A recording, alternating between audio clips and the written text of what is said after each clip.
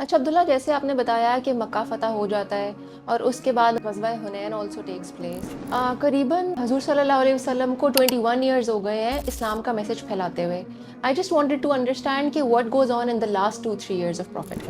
اچھا، فتح مکہ اور غزوہ حنین کے بعد مسلمانوں کو جتنے بھی تھریٹس تھے ود ان دی عربیہ وہ ختم ہو چکے ہوتے ہیں، لیکن جو ایک تھریٹ تھا جو اس ٹائم کی گلوبل سپر پاور تھی یعنی کہ رومن امپائر، ان کی طرف سے تھریٹ تھا کہ جب انہوں نے دیکھا کہ جو عربیہ کا لینڈ ہے وہ یونائٹ ہو گیا ہے اسلام کے میسج میں، تو وہ اس چیز سے بالکل خوش نہیں تھے، تو اس کے لیے they prepared for war against Muslims. تو جب مسلمانوں کو یہ خبر پہنچتی ہے کہ جو رومن امپائر ہے وہ مسلمانوں پر اٹیک کرنے آ رہی ہے، تو رسول اللہ صلی اللہ علیہ وسلم نے پریپیئر کی ایک لشکر 30,000 کا، ایک میسو لشکر، کیونکہ اب مسلمان بہت زیادہ اسٹرانگ تھے اپنے بنسبت جو ان کی پہلی غزوہ ہوئی تھی، اور یہ غزوہ حضور صلی اللہ علیہ وسلم کی زندگی کی لاسٹ غزوہ تھی. تو جب مسلمان تبوک میں جا کر پڑاؤ ڈالتے ہیں تو ان کی اس میسو اسٹرینتھ کو دیکھ کر، اور ان کو بھی یہ پتا تھا ان کے اینیمیز کو کہ مسلمان پہلے اپنی جو کوانٹٹی سے 3 ٹائم زیادہ فورس سے لڑتے آ رہے ہیں، تو انہوں نے یہ چیز دیکھ کر، ان کے نمبرز دیکھ کر دے ریٹریٹڈ اور وہ واپس چلے گئے اور میدان جنگ میں بھی نہیں ہے. اس وکٹری نے یہ چیز شو کی کہ جو مسلمان ہیں اب بہت زیادہ اسٹرانگ ہیں، اور اس کے وجہ سے جو رومن امپائر کی تھی اسٹیٹس جن کے اندر ان کا کنٹرول تھا،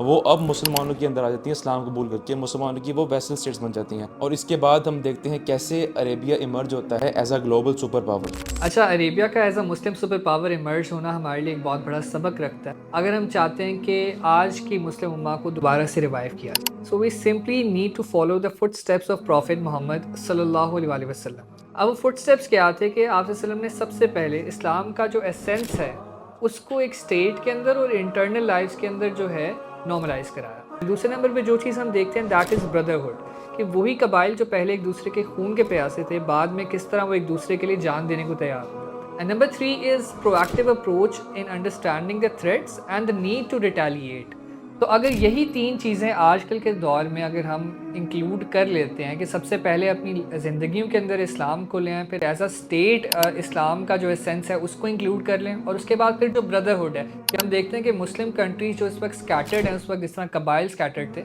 تو وہ اگر مسلم اسٹیٹ ساری ایک ہو جاتی ہیں، اور اس کے بعد پھر وہی بات ہے کہ پروایکٹیو اپروچ اپنا لیں اگر ہم، کہ ریٹیلیٹ کرنے کی ایک جذبہ ہے، اور دوسرا تھریٹس کو سمجھنے کی جو ایک